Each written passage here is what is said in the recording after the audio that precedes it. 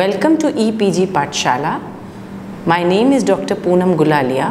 I am faculty with the Tata Institute of Social Sciences. The paper that is being discussed today is titled Fieldwork and Field Supervision. The module which I will be discussing with you now is titled Feedback to Students. The objectives with which this module has been designed are as follows. Firstly, to help you understand the process of feedback in the context of fieldwork so that you are able to utilize the same for working towards achieving the learning objectives and the goals which have been set out in the fieldwork manual and at the commencement of fieldwork. Secondly, to help you recognize that feedback is a platform for helping you to enhance the sharing and learning opportunities for incremental learning. It will also help you improve the application of social work practice methods and help you carry out evidence-based interventions in your placement setting.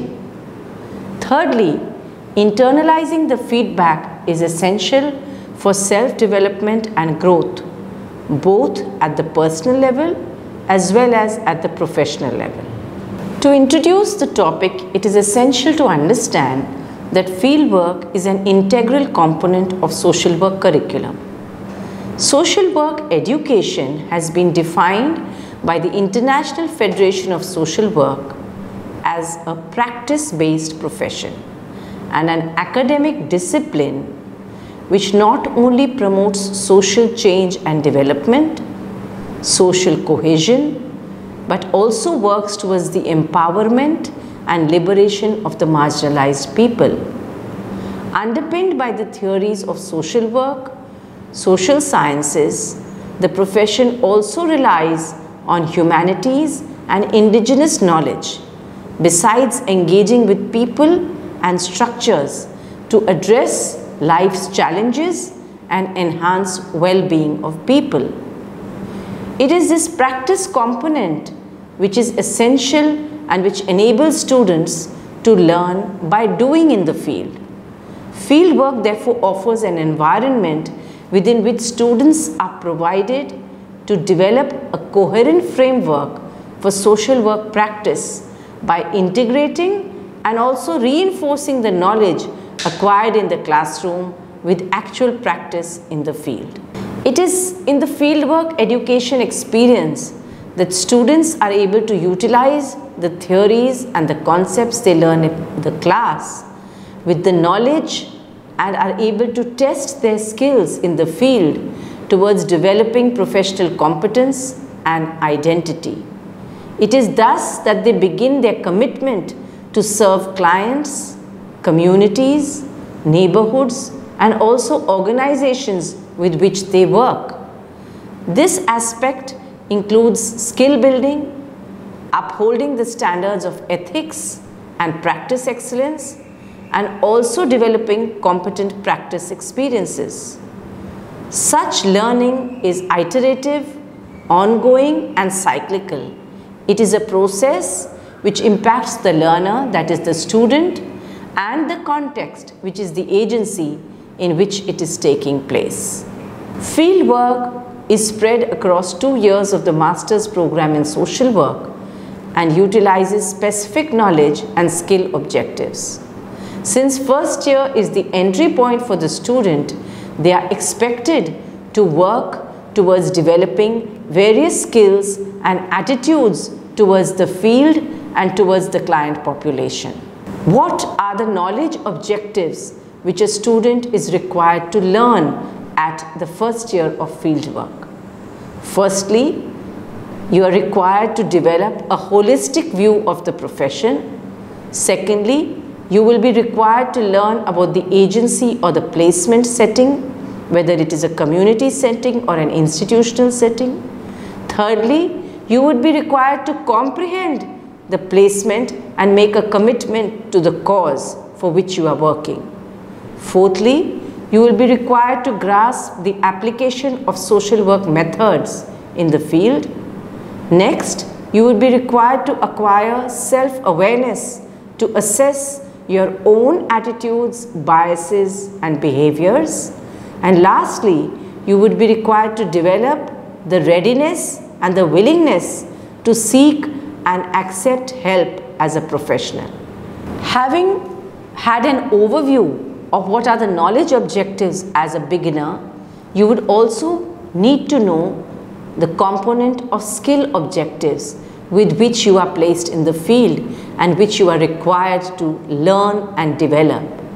The first skill that you would be required to learn is the ability to interact with people and to intervene on behalf of them.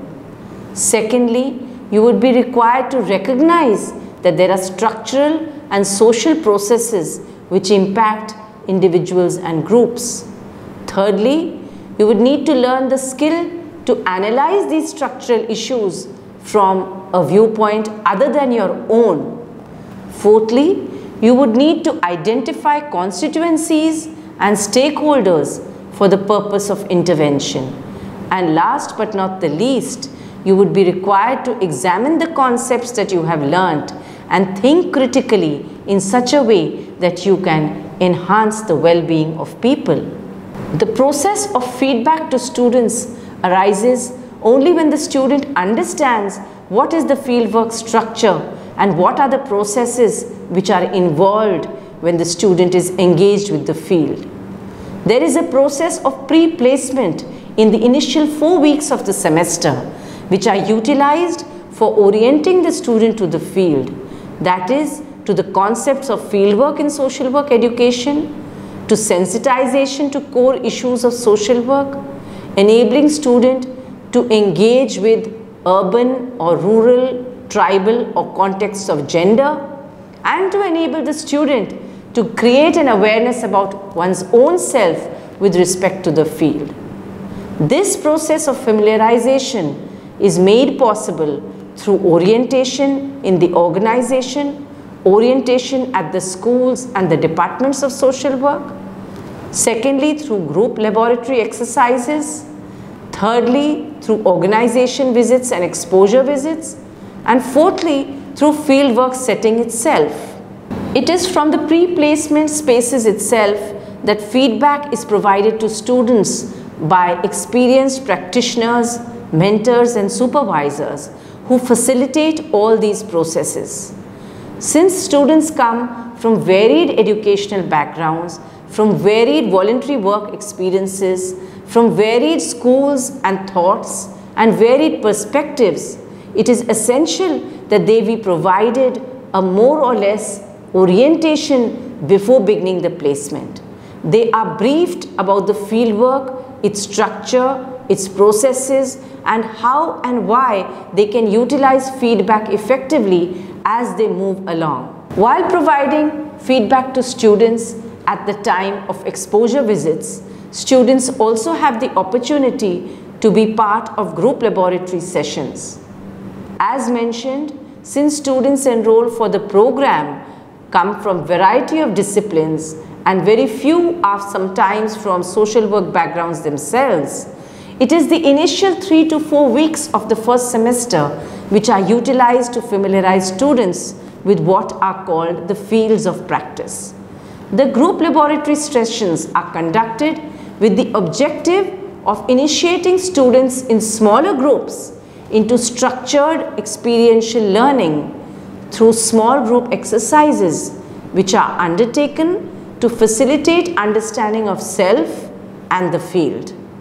It is these exercises where students begin to interact with each other in smaller groups, get to know each other's perspective, get to know each other's school of thought, and also begin to feel comfortable with each other. As mentioned, organization visits are organized to orient students to the field. Students are taken for visits to government hospitals, to government organizations, and also to non-government agencies. Besides, they are exposed to unstructured settings, social movements, self-help groups, community groups, which are identified thematically both in the urban and in the semi-rural locations of the schools and the departments of social work. These visits are structured in such a way that groups of 20 are sent to one institution or one agency, which are mentored by an accompanying faculty member or a supervisor. These visits are guided and supervised, where students get the opportunity in smaller groups to hear about the agency and the work, to interact with the staff members, to get to know what it means to be a paraprofessional, and also to understand what it means to be in a not so structured setting when they interact with community groups or self-help groups. Fieldwork is structured in such a way that it is concurrent, which means it runs parallel to the coursework. Fixed days and number of hours are allotted for fieldwork, and the number of students placed with a particular placement agency depends on the scope of work and the capacity of the agency to anchor students. The student is expected to attain field education in an agency which is allotted to him or her, which, as mentioned before, may be governmental, non-governmental, or people's movement or community-based organization in an urban, rural, or tribal setting. All these spaces are spaces where feedback will be provided to students by co-workers, paraprofessionals, agency staff, and last but not the least by their own supervisors. To begin with, students furnish relevant information about themselves through their background information forms, which contain their educational experience, their language capabilities, the voluntary experience if they have had any, their interest areas, as well as if they have had any work experience in the social sector or otherwise. These forms form the baseline for matching students with agencies, thus promoting a conducive learning environment as far as possible. The agencies, placements, or organizations which are identified are around broad themes such as health, disability, education, livelihood, governance, women's issues, and social exclusion. Depending on one of these settings, students would be in a position to work with different population groups and engage in social work methods such as casework, group work, or community work. What does learning in the field entail? Discourse on social work and field education has reiterated that students have varied starting points for learning. Since they are adult learners, it depends on their educational experience and their work experience that they learn in different ways and have peaks and troughs in acquiring understanding in the field and through the field. In other words, students' learning may not proceed in a uniform, smooth manner, and not all of a student's work will be performed at the same level. Having said that, it is critical that the teaching-learning pedagogy in field education enables an interactive, open, and supportive environment where students are able to understand and internalize the linkage between theory and practice and engage with the clients and the client system in a proactive manner. All these aspects taken into account enable students to obtain feedback from their respective supervisors and from the agency staff to enhance their learning in the field. To attempt a progressive, meaningful fieldwork assignment, it is recommended that at the commencement of fieldwork, the concerned student and the supervisor agree on certain specific learning outcomes that need to be achieved by the end of the fieldwork period. These learning outcomes should be in alignment to the course content which is being taught in the academic classroom and includes the following assignments. Firstly, it requires an understanding of the placement agency and the social problems or issues which the agency concerns itself with, besides the service delivery mechanism and intervention strategies. Secondly, it requires that certain practice behavior skills be learned, that is, the application of social work methods in the agency, including evidence-based interventions, resource mobilization for service delivery and research work besides documentation work. Thirdly, it requires that there be a critical understanding of the social work values and ethics and their application in social work situations. Last but not the least, it is essential that self-awareness be one of the focus areas which enhances a student's professional development. Having given you the background and the spaces for learning, we now come to the process of feedback and supervision, which is a critical component of field education. It is expected to lead to incremental augmentation of a student's knowledge and skill sets. The two words feedback and supervision are not interchangeable and have specific connotations, and we need to clarify these at the outset. What does feedback mean and what does feedback entail? Feedback refers to the process of relaying to the person, that is the student, observations, impressions, feelings, or any other evaluative information about the student's behavior for their own use and learning. Supervision, on the other hand, refers to those planned regular periods of time allocated to the student which the supervisor spends discussing the student's work at the placement agency and reviewing the progress of learning of the student. Kadushin, in way back in 1981, looking at what educative supervision entails, had stated that it is a major avenue for teaching knowledge and skills which are needed for social work practice. He described it as providing optimum learning opportunities for individualizing learning needs in response to the educational diagnosis of the idiosyncratic learning patterns of the supervisee. Though fieldwork students are subjected to a continuous process of learning, for example, participating in discussions at the agency, observing attitudes of co-workers and agency staff, and learning by doing, supervision sessions are the spaces which provide formal context for teaching and learning. One of the crucial roles then for the supervisor is to communicate or provide feedback to the student to ensure that the learning objectives and goals of fieldwork are being met. There has been extensive literature review on social work and fieldwork education, which has brought out amply that the courses which are taught in the classroom sometimes do not sufficiently make clear the expectations of students' fieldwork performance, and that they are not rigorous enough or detailed enough in making explicit or aptly clear what is required in the measurement of a student's fieldwork practice and in the evaluation of a student's fieldwork practice. Framing these expectations, that is making the implicit assumptions explicit, enables us as supervisors and mentors to recognize the interactive nature of social work education. So although we have evaluation mechanisms, they vary across schools and departments of social work, and they are not entirely uniform in being administered to students.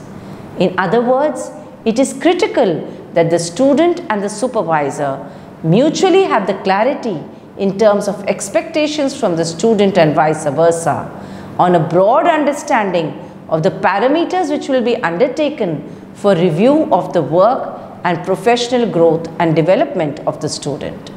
It is herein that lies the importance of the process of feedback, and it is here that the process of feedback assumes immense significance, as field education can be equated to a social laboratory where students get the opportunity to practice and also to refine their classroom knowledge and skill sets. The feedback process ensures that the student is on track to achieve the learning outcomes. In case of challenges which a student may face in a fieldwork setting, he or she would be in a position to learn from those challenges, to modify the skills which are required to be learned to face the challenges, and would thus grow as a professional. Since effective communication is a two-way process, it is also critical that the process of feedback provides students the space to be able to communicate with their respective supervisors and field contacts, and also to share on a regular basis their concerns, challenges, and any dilemmas that they face in the field. What then are some of the important issues which are to be considered while giving feedback and receiving feedback? The first, of course, is that feedback must be given in such a way that the receiver, that is either the student or the supervisor, understands absolutely clearly what is being communicated and is able to make sense of the communication. Secondly, it must be given as promptly as possible. Thirdly, it should be given in a simple language which is easily understood and does not have double meaning. Next, it should be extremely concise and relevant to the work the student is doing in the field. Moreover, it should be given in a helpful manner and in a non-threatening way, and should be non-judgmental, which is one of the essential principles of social work. Lastly, it should focus on both the individual student's strengths and limitations. What then are the tools for fieldwork instruction and feedback? The tools for fieldwork instruction and feedback include reports of the institutional visits or the organizational visits, weekly recordings of the student when the student has been working with individuals, groups or community members.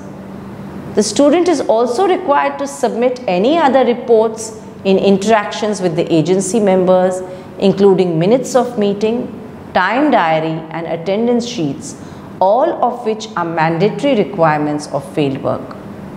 Each institute, each department and each college of social work has guidelines and templates for record writing, and students are required to seek clarifications on the same if they have any concerns from their respective supervisors and faculty advisors. Records of fieldwork submitted by the student on a weekly basis are one of the main tools for fieldwork instruction and obtaining feedback. Students need to understand that recording is not merely writing the events or the course of activities that have unfolded during fieldwork in the course of the day. They are in fact a way of informing and persuading people as well as initiating change.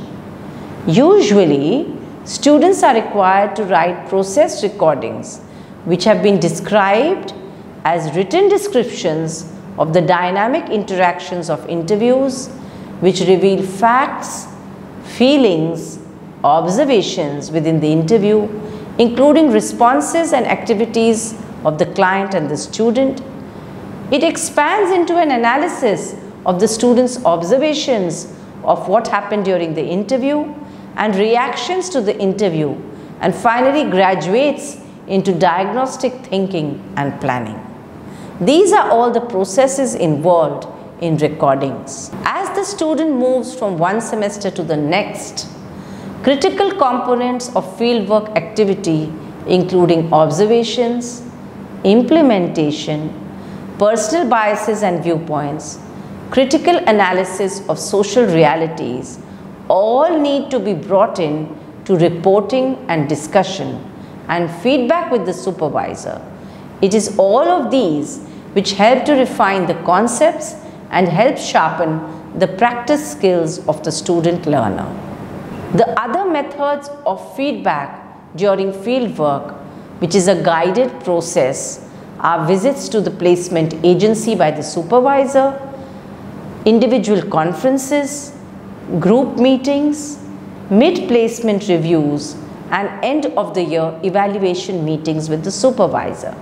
In facilitating effective feedback, the supervisor is able to do one or more of the following. 1. Provide an introductory framework. 2. Provide an example from the supervisor's own work to illustrate better fieldwork experiences. 3. Provide opportunities to the student to rehearse and practice to be able to learn practice skills. 4th, discuss the student's evaluation. 5th, directly observe the student's practice in the field. 6th, encourage the student to reflect on the work that he or she is undertaking and question the agency policies and practice. And last but not the least, provide examples from clients and client groups of different cultures, gender, race, orientations and sexualities. Having dwelt on spaces for feedback, one comes to the close of the module. In doing so, I would like to summarize by saying that field education has a central place in professional social work education and is intended to provide a secure environment where students can achieve the learning objectives. It also lays the foundation for their professional growth and development. The component of feedback assumes immense significance in this context. The module has outlined the tools and the methods of fieldwork instruction and feedback. When used effectively, feedback can be a critical tool for fieldwork supervision and enable students to maximize their learning experiences and add to knowledge and skill set of the student learner. I do hope that you have been able to understand this module and will also refer to the e-text and the references which have been added to the e-text. I look forward to further discussion with you in this connection. Thank you very much.